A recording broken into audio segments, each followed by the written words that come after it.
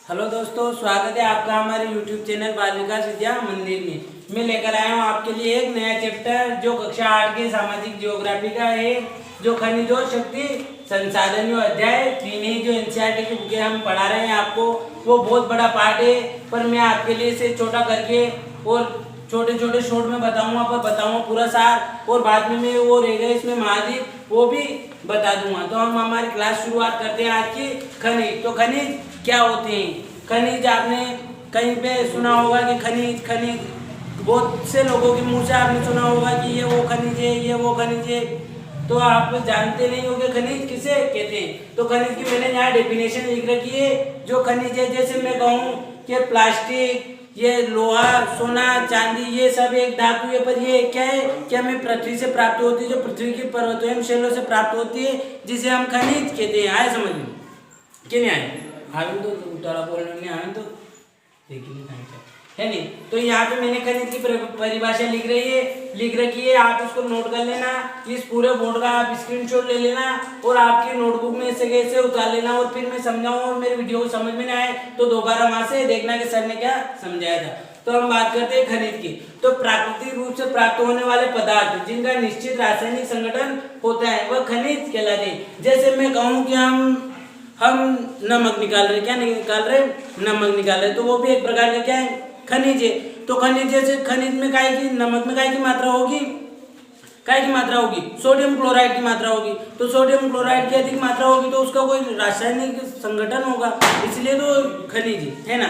अब खनिज में आपकी बुक में एक कहानी दे रखी है कि एक सुकांत है और एक किरी है। दो बच्चे हैं जो अपने गांव या अपने पैतृक स्थान पर घूमने के लिए जाते हैं, धनाबाद के निकट जाते हैं। वो आपकी कहानी सुनाता हूँ मैं, आपको अच्छी लगी तो वहाँ पे घूमने के लिए जाते हैं। तो किरी है वो सुकांत से प्रश्न पूछती है कि भैया यहाँ पे ये काला काला धूल भरा हमें क्यों दिखाई दे रहा है? तो इसमें वो सुकांत उसको उत्तर देता है कि यहाँ पे कोयला खनिज निकाला जाता है, निष्कर्षण किया जाता है। तो वो किरी पूछती है सुकांत से कि ये खनिज क्या होते हैं? तो जैसे मैं कहूँ आपको, तो उस बुक में उदाहरण दे रखा है कि जैसे हम बिस्किट खाते हैं, क्या करते हैं? बिस्किट खाते हैं। बिस्किट आप सभी पहचानते हो, जैसे पार्ले जी हुआ, 20 हुआ, कई नामों से आते हैं प्रोडक्ट, तो वो हम बिस्कुट सभी पहचानते हैं। पर हम बिस्कुट खाते हैं तो क्या हमें उसमें शक्कर दिखाई देती है? क्या उसमें चीनी दिखाई देती है? हमें नहीं देती। उसमें दूध मिलाया जाता है, वो दिखाई देता है? हमें नहीं देता।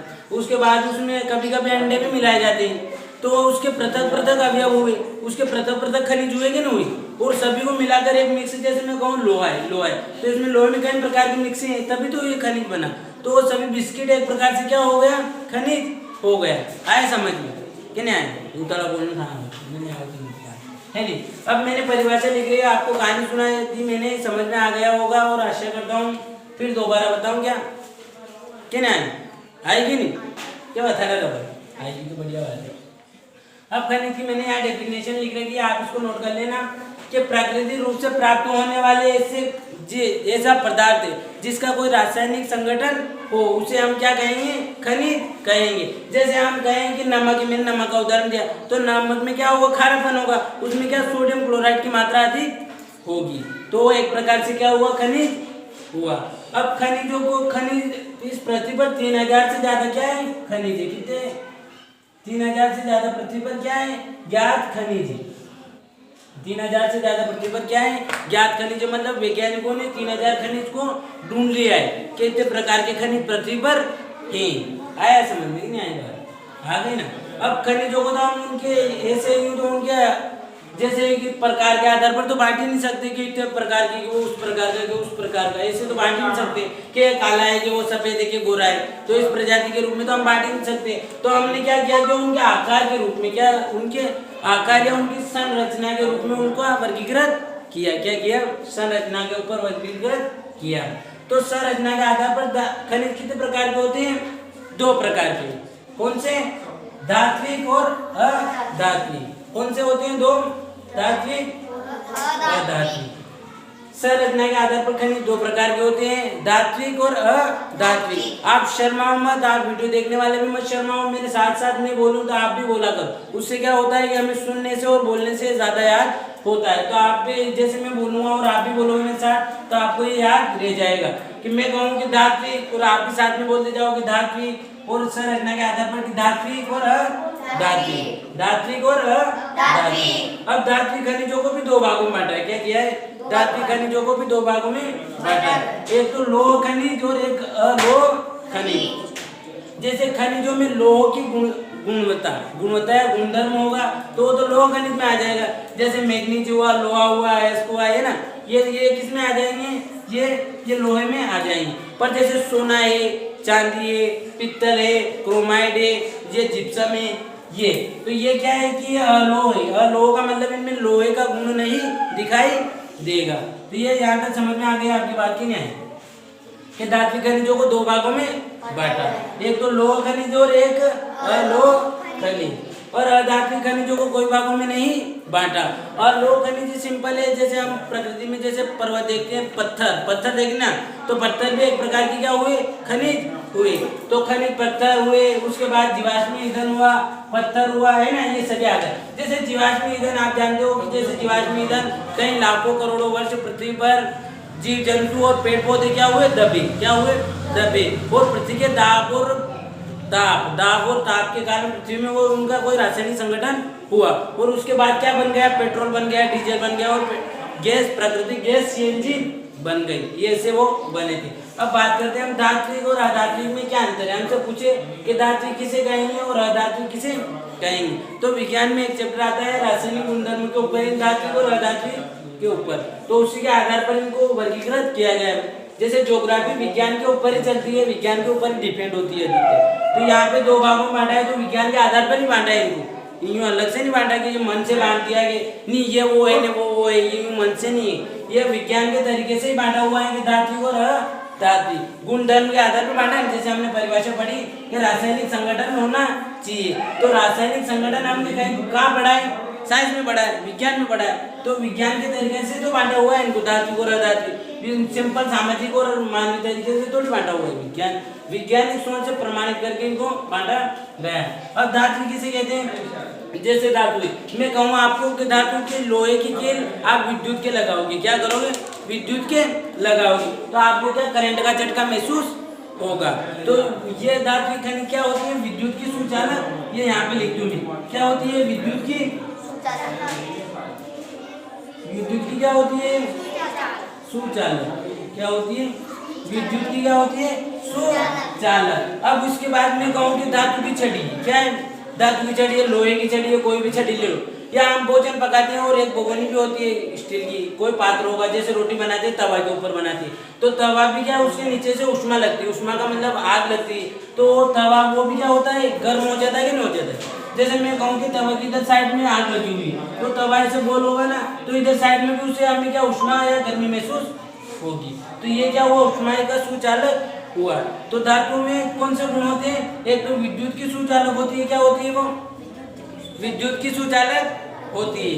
उसके बाद एक और काय होती है वो उष्मा की सुचालक, उष्मा की सुचालक होती है। एक तो विद्युत की सुचालक होती है, उष्मा की सुचालक होती है। आपसे कोई पूछे तो आप ये बताओगे कि धात्विक और अधात्विक में क्या अंतर है? क्या बताओगे? फिर आप बताओ, क्या बताओगे वहां जाके? क्या बताओगे आप वहां जाओगे तो क्या बताओगे? क्यों थोड़ी बता सकते कि ये वो कल्ले होते हैं, वो नरम होते हैं, ये कठोर होते हैं ना। और ये धात्विक खनिज क्या होती है? कठोर होती है। क्या होती है? कठोर होती है। कठोर तो ये भी होती है, पर जैसे मैं कहूँ कि पेट्रोल कठोर होता है क्या? पेट्रोल कठोर होता है क्या?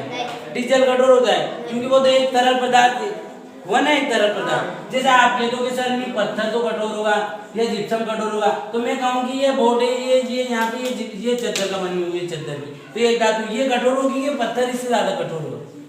इसकी अपेक्षा पत्थर ज्यादा कठोर होगा क्या लोहे की अपेक्षा? लोहा ज्यादा कठोर होगा या पत्थर ज्यादा कठोर होगा? लोहा ज्यादा कठोर होगा, सिंपल है।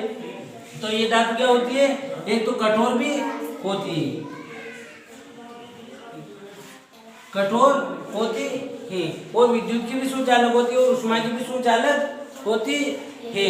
अब ये कहाँ पाई जाती है? क्या ये कहाँ पाई जाती है? तो ये एक तो आग्नेय शेल और एक कायंत्री शेल में पाई जाती है। आग्नेय और कौन सी शेल में पाई जाती है? आग्नेय और कायांत्री शेल। शेल 3 प्रकार की होती है, आग्नेय, कायांत्री और अवसादी।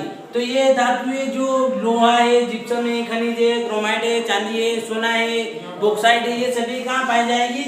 आग्नेय और कायांत्री शेलों में पाई जाएगी। अब धात्विक खनिज ये लोहे की सुचालक, ये विद्युत की भी सुचालक होती है और उष्मा की सुचालक होती है। अब बात करते हैं हम खनिजों की।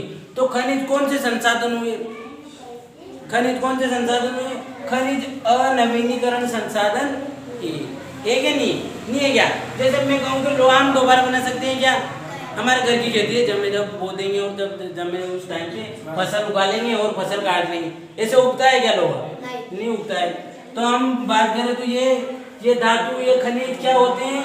अनवीनीकरण संसाधन होते हैं। खनिज क्या होते हैं?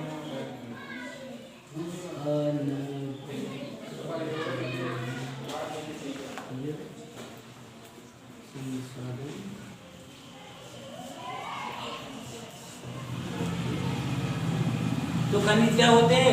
अनवीनीकरण संसाधन होते हैं। अब धातु तो आपके समझ में आ गई कि सर ये विद्युत की सुचालक होगी, ये कठोर होगी, ये आग्नेय शेल में होगी और कायांत्री शेल में पाई जाएगी। आया समझ आ गया? अब बात करते हैं अधात्विक। तो इसका उल्टा ले लो कि जैसे कि ये धात्विक खनिज है, तो धात्विक खनिज काय के सुचालक थे? एक तो विद्युत के सुचालक थे, काय के? विद्युत के सुचालक थे। उसके बाद काय का सुचालक था? ये उष्मा का सुचालक था ना, उष्मा का सुचालक। अब ये था कठोर था।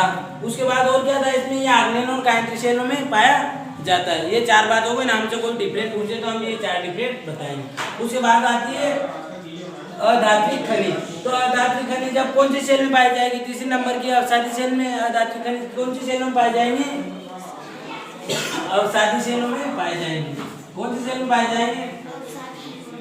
अवसादी शेलों में पाए जाएंगे। शेलों को 3 भागों में बांटा गया है, आग्नेय, कायांत्री और अवसादी।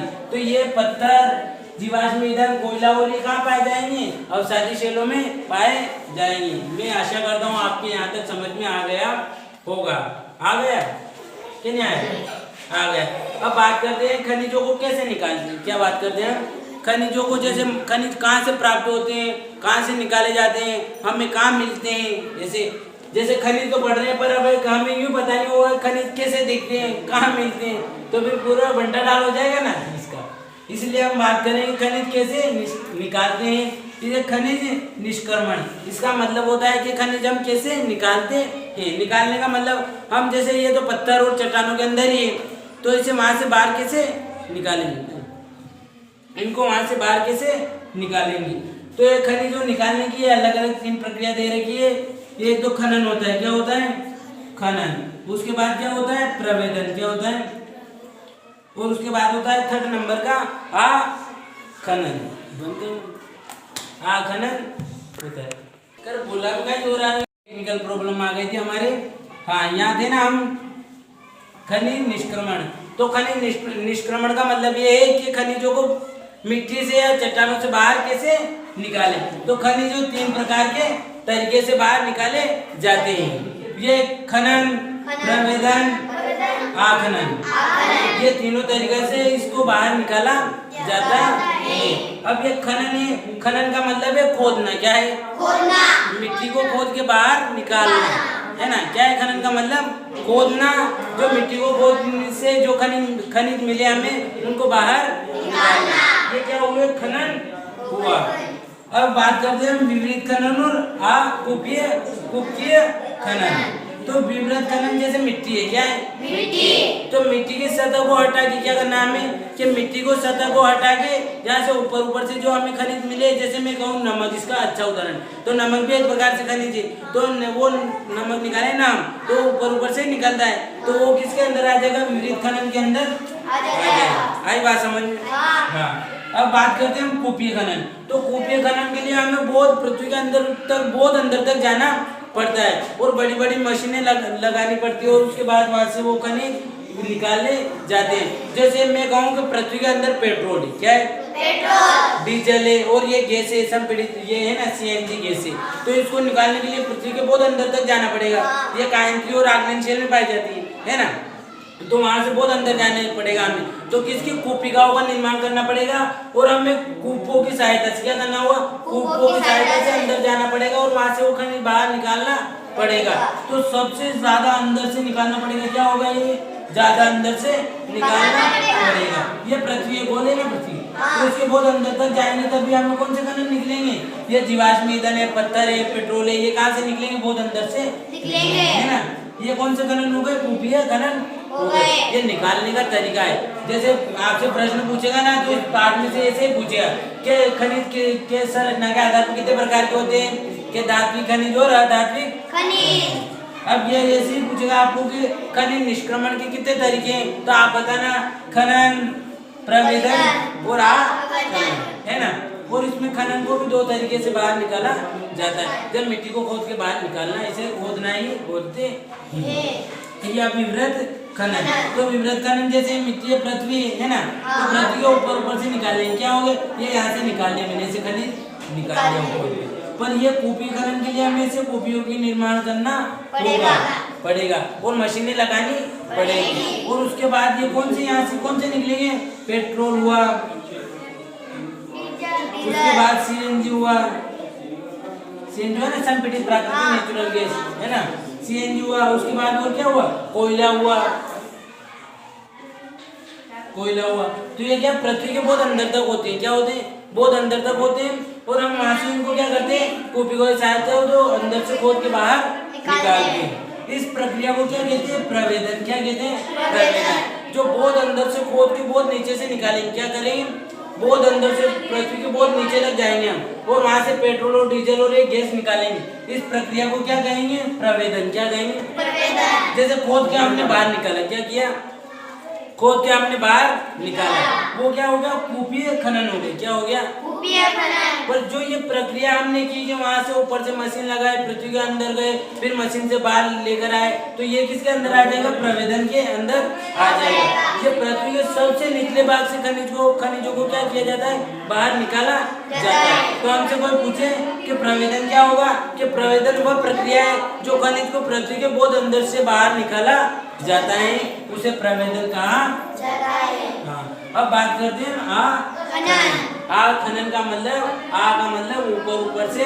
जहाँ से मिट्टी से हमें जो खनिज मिला वहां से हमने वो खनिज ले लिया और मिट्टी को हटा के, जैसे सिंपल में कहूँ कि हमें खनिज चाहिए तो हमने क्या किया, मिट्टी को हटाया, क्या किया, मिट्टी को हटाया और वहां से हमने खनिज को प्राप्त कर लिया। जैसे हम पत्थर की पट्टियां निकालते हैं, बड़ी बड़ी हमें मकान निर्माणों के लिए निकाल देना, तो जिप्सम एक प्रकार से पत्थर हुआ, ये पत्थर निकाल देना, तो पत्थर भी एक खनिज हुए ना, हुए सारी चीजें पाए जाते हैं। तो इनको क्या कहते हैं, आखनन का मतलब कि इन पत्थरों को हम निकालेंगे, क्या करें, तो पत्थर को निकालने में कहाँ का जोर आएगा, हमें चट्टानों पर जाएंगे, मिट्टी को हटाएंगे और पत्थर को बाहर निकालेंगे। सिंपल है क्या नहीं, ठीक है नहीं, ये तो ये होता है खनन, है ना।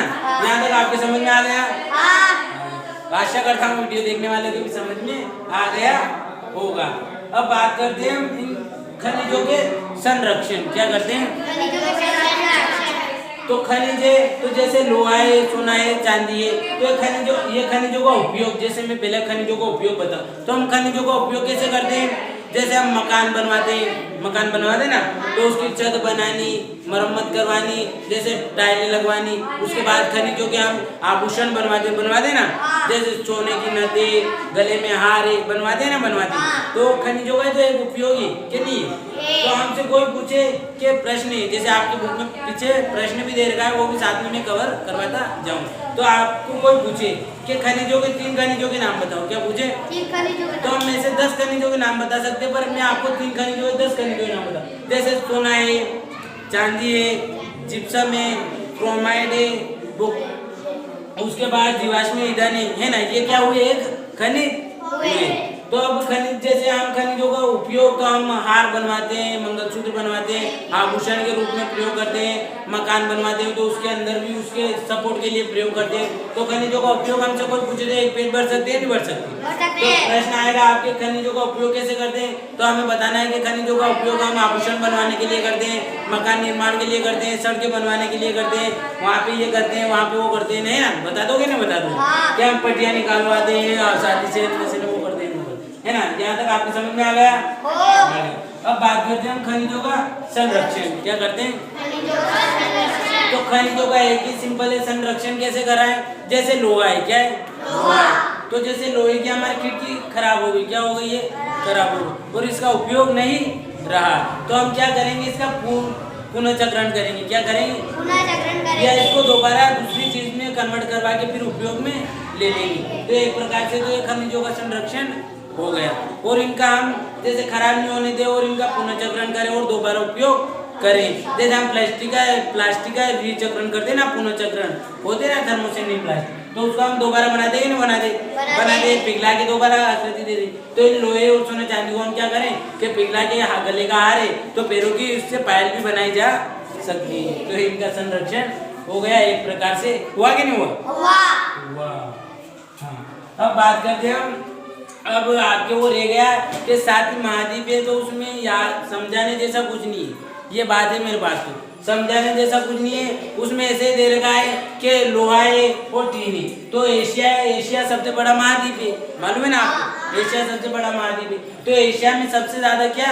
लोहा, उसके बाद टीन, उसके बाद टंगस्टन, उसके बाद जस्ता, ये क्या है? खनिजों के नाम है। और उसके बाद न्यू नाम दे रखा है चीन है, उसके बाद भारत है, और ये देशों के नाम दे रखे, और यूँ बता रखा है कि इस देश में ज्यादा है और उस देश में थोड़ा कम है, और उस देश में अधिक है और उस देश में कम है, तो ये बता रखा है। तो इसमें मैं दोस्तों आपको और इनको मैं पढ़ा रहा हूँ, इनको इसमें समझाने जैसी कोई बात है क्या? उसमें सभी आपको याद करनी पड़ेगी, तो आपको याद करना है उनको और पढ़ लेना है, और ये सभी किताब में भी पढ़ने हैं आपको। अब बात करते हैं हम शक्ति संसाधन। शक्ति का मतलब जैसे विद्युत, क्या है? विद्युत। ये एक प्रकार से ऊर्जा हुई, क्या हुई?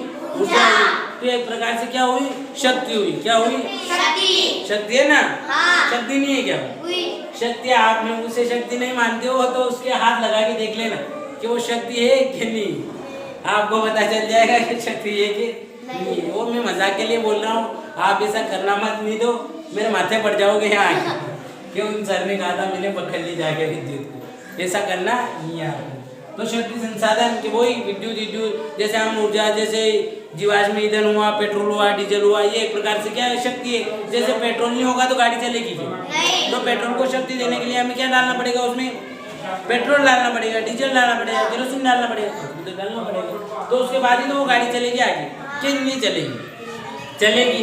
तो ये एक प्रकार से क्या हुई? वो शक्ति हो गई। और संसाधन आप समझते हो कि वह प्रत्येक वस्तु जिसका हम दैनिक जीवन में उपयोग करते हैं वो क्या कहलाती है?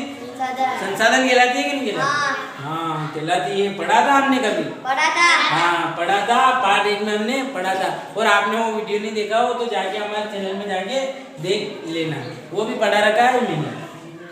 अब बात करते हैं शक्ति संसाधन। तो शक्ति संसाधन को 2 भागों में बांटा है। कितने भागों में? 2। एक तो परंपरागत और एक गैर परंपरागत। कितने भागों में बांटा? 2। एक तो हुआ परंपरागत और एक हुआ गैर परंपरागत। क्या हुआ? एक तो हुआ परंपरागत और एक हुआ गैर परंपरागत। ये शक्ति संसाधन को 2 भागों में बांटा। मेरे साथ साथ आप भी बोलो, शक्ति संसाधन को 2 भागों में बांटा, परंपरागत और गैर परंपरागत। शक्ति संसाधनों को 2 भागों में बांटा, परंपरागत और गैर परंपरागत। हाँ, अब बात यहाँ पे आ जाती है कि परंपरागत क्या होता है और गैर परंपरागत क्या होता है। तो बात करते हैं परंपरागत की। क्या करते हैं? परंपरागत का मतलब जैसे हमारे पापा के पापा के पापा के हमारे पूर्वज, क्या है? हमारे पूर्वज।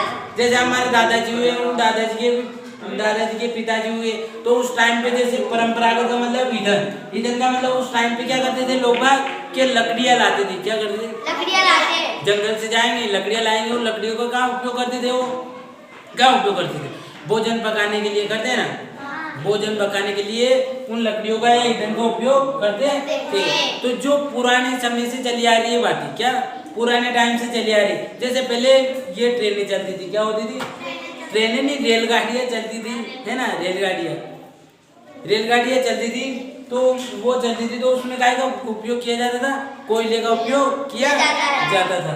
तो वो क्या हुआ? एक प्रकार से परंपरागत हो गया। पर अब क्या हुआ कि ये विद्युत आ गई। क्या हो गई? विद्युत आ गई। तो विद्युत हम जैसे अब ट्रेनें काय की चलने लगी, रेलगाड़ियाँ विद्युत से चलने लगी। तो पुराने समय में जैसे कि ईंधन है, जैसे हम लकड़ी से भोजन पकाते थे, आज कैसे पकाते हैं? आज हमारे पास इंडक्शन चूल्हा है, इलेक्ट्रॉनिक चूल्हा है, उसके बाद हम सीएनजी वो गैस सिलेंडर आता है, उससे भोजन पकाते। पर पहले के टाइम में किससे पकाते थे? ईंधन से, लकड़ियों से पकाते थे, कोयले से पकाते थे, है ना? ये बात समझ में आ गई यहाँ तक, है ना? कि परंपरागत का मतलब वो होता है कि जो पुराने समय से चला आ रहा है वो क्या कहलाएगा? परंपरागत। और जो हमने नया बनाया, क्या किया हमने? नया बनाया, तो वो क्या कहलाएगा? क्या कहलाएगा? गैर परंपरागत। क्या कहलाएगा? जो पुराने समय से हमारे दादाजी के दादाजी भी करते आ रहे थे, हमारे दादाजी के दादाजी कर रहे हैं कि नहीं कर रहे थे पहले? नहीं, हमारे गांव में तो आज भी करते हैं, वही लकड़ियाँ लाते हैं जंगल से, वैसे भोजन बनाते हैं। पर तो भी अब उस टाइम से और इस टाइम में बहुत बड़ा अंतर आ गया है।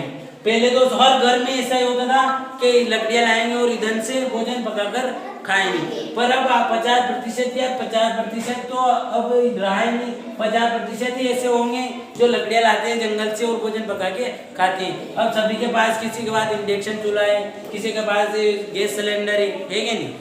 तो ऐसे वो तो ये वो जिसके पास गैस सिलेंडर है वो क्या है? गैर परंपरागत संसाधनों में आ गया। उसके बाद परंपरागत जो पुराने समय से चले आ रहे हैं वो क्या कहलाएंगे? परंपरागत कहलाएंगे। अब बात करते हैं हम कोयला, क्या की बात करते हैं? कोयला। तो कोयले की हम बात कर सकते हैं। कोयला एक खनिज है ना? तो इस कोयले को कहाँ मिलता है हमें? ये अवसादी से, कौन सी सेलों में पाया जाएगा कोयला? अवसादी सेलों में पाया जाएगा। कहाँ पाया जाएगा? तो ये कोयले की बात होगी कि एक तो अवसादी सेलों में पाया जाएगा। कौन सी सेलों में पाया जाएगा? अवसादी सेलों में पाया जाएगा। उसके बाद इससे कोयले से भी लाइट उत्पन्न की जाती है। क्या की जाती है? लाइट में काम लेकिन बोल दूं कि लाइट, ये लाइट है, ये लाइट है। तो आप समझो नहीं कि सर विद्युत विद्युत कह रहे हैं, तो विद्युत क्या होती है? तो विद्युत लाइट होती है और अंग्रेजी में से इलेक्ट्रिसिटी कहा जाता है। तो विद्युत है, हम लाइट कहते हैं, विद्युत कहते हैं हमारे गाँव भाषा में, और इसे लेन भी कहते हैं। कहते हैं ना लेन, लेन आ गई जैसे बोलते हैं हमारे गाँव वाले। हमारे गाँव में ऐसे बोलते हैं सभी के लेन ही बोलते हैं। लाइट भी बोलते हैं, लाइट तो मैं बोल रहा हूँ यहाँ, लाइट भी बोलते हैं। विद्युत तो जाने उनके आगे बोलते हैं विद्युत क्या है, तो जाने क्या बोल रहे हैं, ये क्या बोल रहे हैं पागल है ना? तो कोयले से उत्पन्न की जाने वाली विद्युत को क्या कहा जाता है? तापीय ऊर्जा। क्या कहा जाता है? तापीय ऊर्जा। अब कोयला हमें कहाँ से मिलता है? अवसादी सेलों का मतलब चट्टान पर्वत। कहाँ से मिलेगा हमें? अवसादी सेलों से मिलेगा। तो ये बात हो गई, कोयले की बात हो गई। ये बहुत से ऐसे देश है जैसे एशिया है, यूरोप है, दक्षिण अमेरिका है, सब देश है ना, सब महाद्वीप है। ये कोयले सभी महाद्वीपों में वर्गीकृत है। हर देश में ये कोयला है। यूं को नहीं कि एक ही देश में कि नहीं है, कि इसमें नहीं है। ये विश्व का एकमात्र ऐसा देश है ये स्विट्जरलैंड। क्या है? स्विट्जरलैंड, जिसमें खनिज नहीं। और सभी साथी महाद्वीप जितने भी देश हैं उन सभी में सभी प्रकार के खनिज, वहाँ पे कुछ ना कुछ प्रकार के खनिज मिली जाएंगे। 3000 से ज्यादा खनिज पृथ्वी पर प्राप्त हो चुके हैं। वैज्ञानिकों ने उनका नाम दे दिया, उनको पहचान लिया है, और 3000 में से एक दो तो मिली जाएंगे। पर विश्व का एकमात्र ऐसा देश है जहाँ ज्ञात खनिज स्विट्जरलैंड में एक भी खनिज नहीं है, एक भी खनिज नहीं है। ये हो गई कोयले की बात, हो गई ना? अब पेट्रोल की बात करते हैं। क्या करते हैं हम? पेट्रोल। तो पेट्रोल को आप जानते हैं कि पेट्रोल क्या है? कि हमें गाड़ी चलाने के लिए क्या की जरूरत होती है? पेट्रोल की। आपकी बुक में लिख रखा है, ऐसे लिख रखा है कि हमें मोटरसाइकिल, ये बाइक चलाने के लिए क्या की जरूरत होगी? पेट्रोल की होगी। और उसमें ऐसे भी लिख रखा है कि साइकिल के वो चेन है ना, उसको चरमराने के, उसको नॉर्मल रहने के लिए क्या की जरूरत होगी? ये पेट्रोल की जरूरत होगी, काले द्रव की। अब इस पेट्रोल का एक और नाम है, इसे काला सोना भी कहा जाता है। क्या कहा जाता है? काला सोना। क्या कहा जाता है? काला सोना। जानते हो ना आप, सोना कितना महंगा होता है। तो जैसे पेट्रोल भी बहुत महंगा है कि नहीं? तो पेट्रोल से जैसे प्लास्टिक बनती है, पेट्रोल से बनती है। ये इसका कच्चा, जैसे इसको निष्क्रमण करने के लिए, इसको शुद्ध करने के लिए बेचा जाता है ना, तो इसके जो भी अवयव जो इसमें बचते हैं ना, खराब चीजें, तो जिससे प्लास्टिक बनाई जाती है, उसके बाद पेट्रोल बनता है। उसके बाद मिट्टी का तेल, जैसे केरोसिन बोलते हैं ना, केरोसिन, उसे हमारी भाषा में उसे ये बोलते हैं मिट्टी का तेल भी बोलते हैं उसे, और हमारे गाँव वाले तो उसे चमनी का तेल बोलते हैं। क्या बोलते हैं? चमनी का तेल। तो ये इस पेट्रोल से बनने वाली वस्तुओं को क्या कहा जाता है? काला सोना कहा जाता है। आया समझ में? हाँ। आया। अब पेट्रोल कौन से देशों में ज्यादा है? एक तो ईरान, इराक। कौन से देशों में? Iran, Iraq. कौन से देशों में? Iran, Iraq. और आपने सुना होगा कि सऊदी अरब में सबसे ज्यादा पेट्रोल डीजल पाया जाता है। सुना है ना? क्या भारत का किस देश से पेट्रोल मंगवाता है? डीजल कहाँ से मंगवाता है भारत? के सऊदी अरब से मंगवाता है। सऊदी अरब से मंगवाता है ना? सऊदी अरब से पेट्रोल डीजल भारत भी मंगवाता है। तो सबसे अधिक पेट्रोल किन देशों में? के ईरान, इराक और सऊदी अरब में सबसे ज्यादा पेट्रोल है। और पेट्रोल ये काला द्रव्य होता है, काला द्रव्य होता है जिससे हम डीजल बनाते हैं, केरोसिन बनाते हैं, प्लास्टिक बनाते हैं, पॉलीथीन बनाते हैं। और इससे बनने वाली वस्तुओं को क्या कहा जाता है? काला सोना। अब काला सोना इसलिए कहा जाता है ये इससे बनी हुई वस्तु बहुत अत्यधिक महंगी होती है। महंगा मतलब उनका मूल्य क्या होता है? ज्यादा होता है। सोने का मूल्य ज्यादा है ना? हाँ। होता है, इसलिए उसे हम सोने का मूल्य ज्यादा है तो इसलिए इसका काला सोना इसलिए कहा गया है इसको कि इसका भी मूल्य क्या होता है? ज्यादा होता है। अब एक और काला सोना अफीम को भी कहा जाता है। आप कंफ्यूजन में तो जाना कहीं पे आ जाए तो ये भी काला सोना है तो उसको भी काला सोना कहा जाता है। इन तीन चीजों ने सोने को सोने कहा जाता है और इसको भी काला सोना कहा जाता है और अफीम को भी काला सोना कहा जाता है। वो भी बहुत महंगा होने के कारण उसे भी काला सोना कहा जाता है। जाता है। अब प्राकृतिक गैस, ये प्राकृतिक गैस सीएनजी संपीड़ित प्राकृतिक गैस, ये प्राकृतिक गैस आप पहचानते हो? पहचानते हो? जैसे हमारे घर में गैस सिलेंडर क्या है? गैस गैस सिलेंडर है। तो गैस सिलेंडर ये पेट्रोल है ना, डीजल, इनको निकालते हम कौन सी विधि से निकालते हैं? प्रवेदन विधि से निकालते ना, बहुत अंदर से निकालते हैं। तो ये पेट्रोल और डीजल है ना, इनके नीचे से खुदाई करके कौन सी गैस निकाली जाती है? प्राकृतिक गैस, सीएनजी संपीड़ित प्राकृतिक नेचुरल गैस को निकाला जाता है। मैं स्पीड में बोल रहा है, दो बार बताओ। सीएनजी संपीड़ित प्राकृतिक गैस को ये है ना प्रवेदन विधि से बहुत अंदर जाना पड़ेगा और कॉपी खनन को खोद के बहुत अंदर से निकाला जाता है, जिसे इस प्रक्रिया को क्या कहते हैं? प्रवेदन कहते हैं, कॉपी खनन कहते हैं। ये बात हो गई। एक बात ये हो गई इसकी। अब ये प्राकृतिक गैस, आप जैसे आपके घर में सिलेंडर है, क्या है? गैस सिलेंडर है, तो उसमें कौन सी गैस भरी जाती है? ये प्राकृतिक गैस भरी जाती है, सीएनजी। ये संपीड़ित प्राकृतिक गैस को अंदर डाला जाता है और ये इसका हम उपयोग कहाँ करते हैं? जैसे पेट्रोल का उपयोग तो आपको मालूम है कि नहीं है? जैसे पेट्रोल, कोयले का उपयोग बताऊं मैं कि कोयले से हम भोजन पका सकते हैं, धातु को पिघला सकते हैं, धातु को नया आकार से दे सकते हैं। इस कोयले से हम विद्युत बना सकते हैं जिसे हम तापीय ऊर्जा कहते हैं। उसके बाद पेट्रोल से गाड़ियाँ चलती है ना, उससे वायुयान चलते हैं ना, प्लास्टिक बनती है, इससे प्लास्टिक के बहुत बड़े बड़े वाहन भी बनाए जाते हैं। ये इसके एक प्रकार से उपयोग हो गए। और पेट्रोल कहाँ पाया जाता है? ईरान, इराक में पाया जाता है। पेट्रोल से बनी वस्तुओं को क्या कहा जाता है? काला सोना कहा जाता है। अब प्राकृतिक गैस से सिलेंडर चलाए जाते हैं, भोजन बनाने और पकाने में काम में ली जाती है। ये कौन से संसाधन है? परंपरागत, जो पुराने समय से चले आ रहे हैं। ये जीवाश्म ईंधन ही में परंपरागत समय से पुराने टाइम पे थे ना, ये नहीं थे। क्या आप कह दो कि नहीं सर पेट्रोल का हमने निकाला बाहर तो हमारे नहीं, पुराने उस टाइम पे भी पृथ्वी के अंदर ही दबे हुए थे, ठीक है थे। पर जैसे मैं कहूँ कि पवन उठ जाए, क्या या सौर उठ जाए, तो क्या तुमने और तुम्हारे पूर्वज ने, तुम्हारे दादाजी ने क्या अंदर पृथ्वी के अंदर ऐसे गाड़ के रखा था क्या इनको कि सोलर पैनल? तो अंदर से हमने निकाला, हमारे दादाजी ने गाड़ के रखा था और यहाँ पे लगा दिया हमने पंखा और उससे विद्युत उत्पन्न कर दी। ऐसा था क्या? नहीं। पर ये है ना, ये प्राकृतिक गैस, पेट्रोल, कोयला, ये सब कहाँ है? पृथ्वी के अंदर। जो ये क्या कहलाएंगे? परंपरागत स्रोत ही कहलाएंगे। अब बात करते हैं हम जल विद्युत। तो जल विद्युत सिंपल है कि बहती हुई नदी का पानी क्या किया जाता है? रोका जाता है। क्या किया जाता है? रोका जाता है। मैं कहूँ जैसे नदी बहकर जा रही है, यहाँ मिटा दो इसको, आप इसका स्क्रीनशॉट ले लेना और फिर बुक में उतार लेना। जैसे ऐसे बहती हुई नदी जा रही है, क्या हो रही है? बहती हुई नदी जा रही है। तो इसके ऊपर ऐसे क्या लगाया जाएगा? पाल लगा जाएगी, इसकी मेड़ बांधी जाएगी और पानी को रोका जाएगा। आप कह दो कि मैदान में नहीं रोकी जाएगी नदी, मैदान में, समतल मैदान में रोका जाए, पानी तो दूसरे गाँव में चले जाएगा ना। तो जहाँ पे चट्टाने होगी वो पर्वत बड़ा होगा, दो पर्वतों के बीच में पानी को रोकेंगे, नहीं कि कहीं भी रोक दी, कहीं पे नहीं रोकेंगे, तो बड़े चट्टान होगी और वहाँ पे रोकी जाएगी और वहाँ पे पानी आएगा और पानी को ऐसे एक पाइप से निकाला जाएगा। क्या होगा? एक पाइप से निकाला जाएगा। तो हम बहुत पानी इकट्ठा करें, वो एक पाइप से निकाले, क्या करे? तो बहुत प्रेशर से आएगा ना, वो प्रेशर से जाएगा। तो यहाँ पे क्या किया जाता है? टरबाइन लगाया जाता है, एक मोटर लगाई जाती है। क्या की जाती है? मोटर लगाई जाती है। और उसके से पंखा लगाया जाता है और उस पंखे के ऊपर वो पानी की धार क्या होगी, गिरेगी। क्या होगी, गिरेगी। तो ये पंखा क्या होगा, घूमेगा। क्या होगा, घूमेगा। घूमेगा। और इससे जोड़ा जाता है टरबाइन को। क्या जोड़ा जाता है, टरबाइन को। और वो ये मोटर भी घूमेगी और टरबाइन भी घूमेगा, साथ में घूमेगा ना। और इससे क्या उत्पन्न होगी, फिर विद्युत उत्पन्न होगी। क्या उत्पन्न होगी, उससे विद्युत उत्पन्न होगी। और उससे क्या, बल्ब जल जाएगा, फिर है ना, चलेगा नहीं चलेगा। हाँ। तो इससे ऐसे विद्युत उत्पन्न की जाती है। ये भी एक परंपरागत स्रोत है।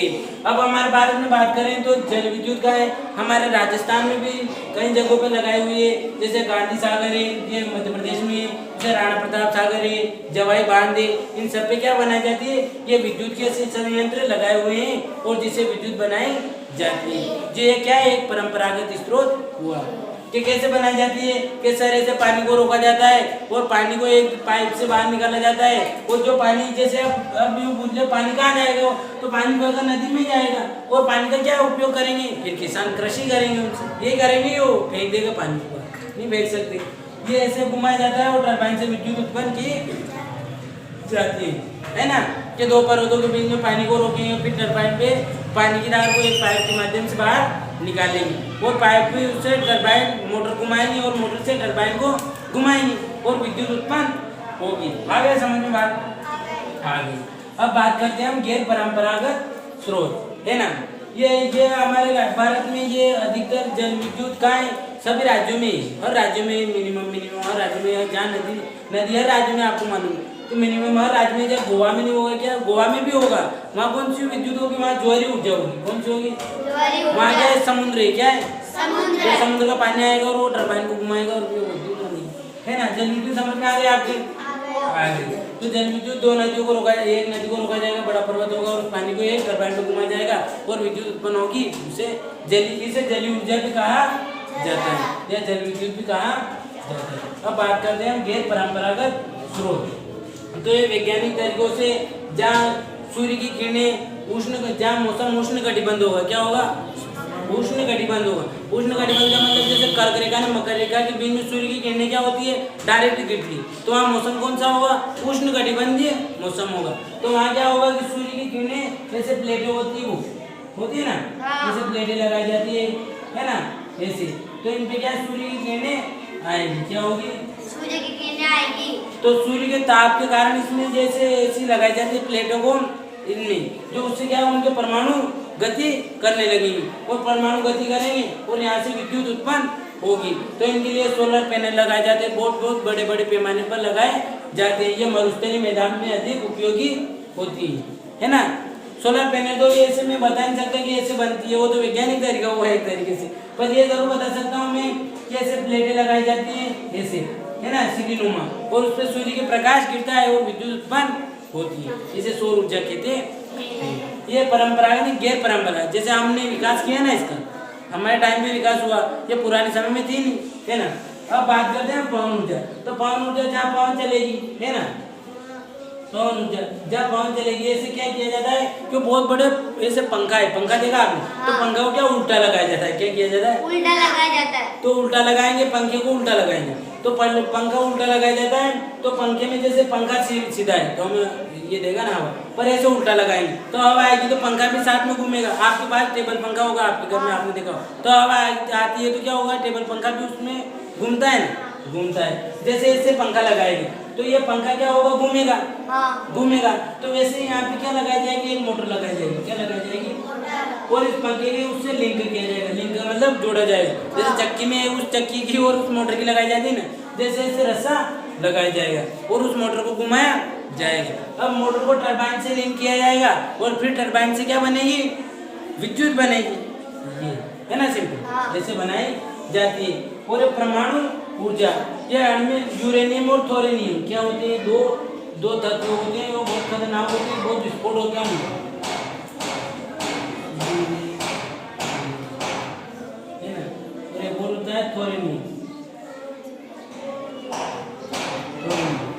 है ना।